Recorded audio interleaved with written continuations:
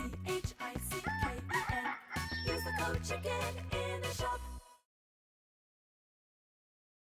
Hey guys, the Chicken is here. We're back today with another Boom Beach video. In today's video, guys, we're going to go over your Season 45 starting guide. If you haven't already, make sure you subscribe to the channel, and don't forget to use that code CHICKEN in the shop. I do appreciate it. It helps support the channel and all that good stuff. So what we're going over today is just your starting guide for Season 45. Some takeaways that I've learned over the last few seasons, some general tips and that kind of thing to get started. We don't know what the tech tree exactly is going to look like just yet, but sneak peeks just around the corner. So make sure you,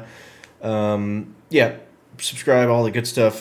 Hit the bell if you want to see the live stream. We are going to be going live at around 5 a.m. Eastern on, Monday morning.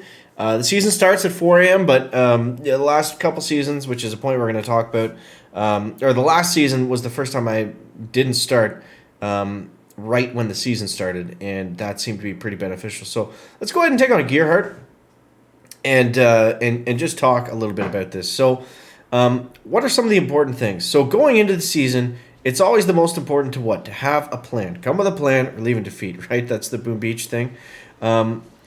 So I mean, we're realistically, we're not going to know what, the best path on the tech tree is, right? Nobody really knows this unless either A, it's obvious, or you're really good at reading tech trees. Now, for me, that's not my thing, but at this point, I've become pretty, I can see what's going to be the safe path, you know what I mean? And we can usually plan our tech tree kind of around that, because we know certain things are going to be good. We know there's going to be certain things that aren't as good. Some things are a little bit riskier than others.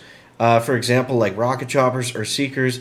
Sometimes for sure they're awesome. Sometimes they're tough to use. So it just kind of depends, right? Let's go. Artillery's there, and there we go. Interesting little war factory here. I don't know if we're gonna have enough to finish it, if that rocket is in range or not, but yeah, so ideally, unlocking defenses is typically always a good safe move. You're usually going to be safe just doing that, but it depends, if there's early seekers without, shock mines or whatever, then sometimes that's the better alternative. There's early bombardiers. Sometimes that makes sense to go there as well. But yeah, it just depends on what the tech tree has, but you really have to make that plan of, are you going to try to rank up now and use your rank chest to push forward, or are you going to kind of hide for the first little bit and unlock something that's really good and bypass everything else? So tech riding versus base riding, right? Something we always talk about. It can be a viable strategy depending on the tech tree. It's really all kind of revolves around that. Depending on what's there, and it's hard to say what's better than the other. It just depends. And with tech riding, you take that risk of by the time you get to something, it's not as good, or you don't get there as fast as you anticipated. Excuse me. So you got to factor that in as well. But yeah, so there's base riding, there's tech riding, and other than that, once you have your plan kind of hashed out, that's what we were talking about. Sorry, I got a cat here right now, and I'm very allergic, so I apologize if my breathing sounds a lot worse than usual, which usually I get complaints about it anyways. How did we not take that down? We didn't finish that? Oh my god. So yeah, and if you're not doing well, like if you're losing more than you're winning, usually stop. It's usually a tech thing, but there's a couple other things that play into it too. So if you don't have, so you could be using the right troops, but maybe you're using them the wrong way. So I mean, you got to check out the. We could just barred that right out from the start. You got to check out the opponent's attacks, the opponent's replays, that kind of thing. Check YouTube streaming videos and see how people are hitting. Sometimes you can tweak your attack, and that's all that it takes. Usually it's not that simple, but if you are able to do that, then sometimes that's something you can look at. And if it's not that, sometimes it's the base layout, especially early on in ranks like at the entering levels like 3, 4, 5. I would say the deck layouts are a lot more important than 6 and 7. 6 and 7, same thing applies, but usually for whatever reason, I don't know. Maybe it was just more apparent last season, but usually for whatever reason, The deck layouts are a lot more important early on. I think mainly because people probably changed a lot more in 3 to 4 inches because it doesn't take so long. So then more like cool bases kind of emerge. But um, yeah, yeah. So that's something to watch out for if you have not tried it yet. And then we have some things that we unlock in the tech tree that are really just always good, right? And those are mainly the stat nodes, the building stats, basically the statues, building health, building damage, troop health, troop damage. Those things are really always good. So you kind of always want to prioritize getting those if you haven't, unless you have a specific plan to rush ahead. But like I said, usually that's a risky plan and it doesn't always work out. So you got to be careful with that. This is going to be the easiest, most fun base. Look at this, guys. Let's go with a med kit right over here. We are just going to absolutely plow through this. Look at this destruction. Oh my god. We're going to reflare them up here. Let's go critters down south. And let's do one more. And look at this, guys. Oh my god. Just absolute chaos, absolute carnage with the smoky laser rangers. You gotta love it.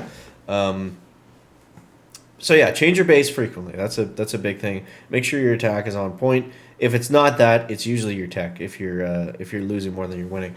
So yeah. Now some other things that I went through last season. The starting time was not all that it was cracked out to be. Now I think this is mainly a post-China thing. Like without China now, a lot of stuff has changed, right? A lot of stuff has changed.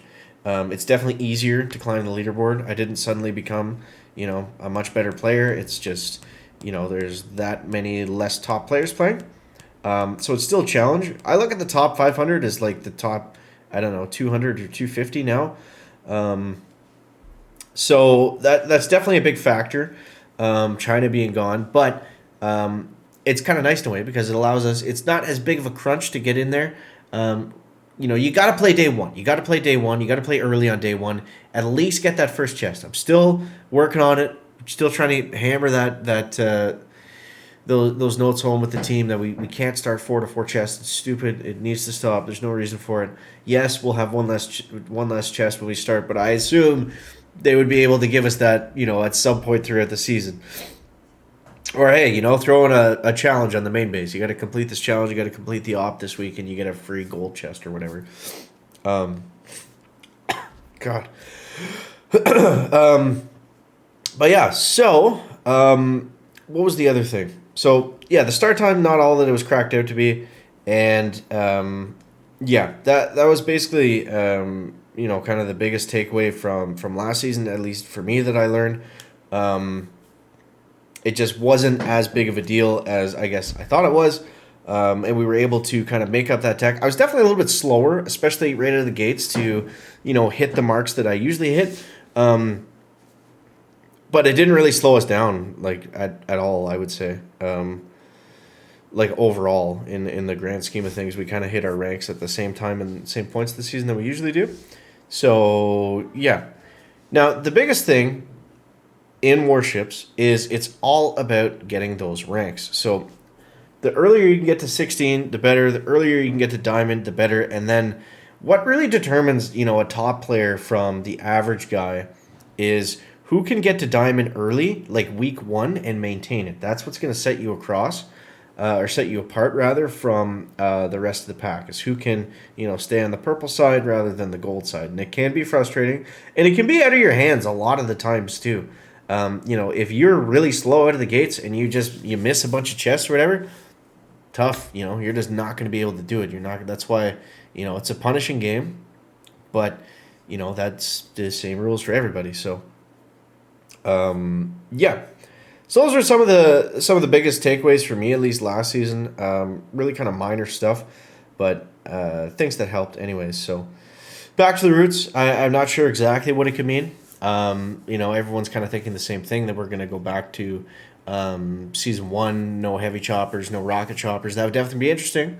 Definitely be interesting. Maybe throw out, I remember, I think it was season 1 on that 60-day season, and we could unlock, it was we had 11 rocket launchers or something at the very end of the season. So things definitely got wild, definitely got crazy. I'm down for it again, as long as it's not for 60 days. So There's my thoughts on Season 45, how to get started. You guys let me know your best tips and tricks down below in the comment section. As always, guys, thank you so much for watching. That is going to wrap it up for the video today. Make sure to leave a like if you found it interesting, entertaining, or informative. Catch you next one, guys. Check it out. Back.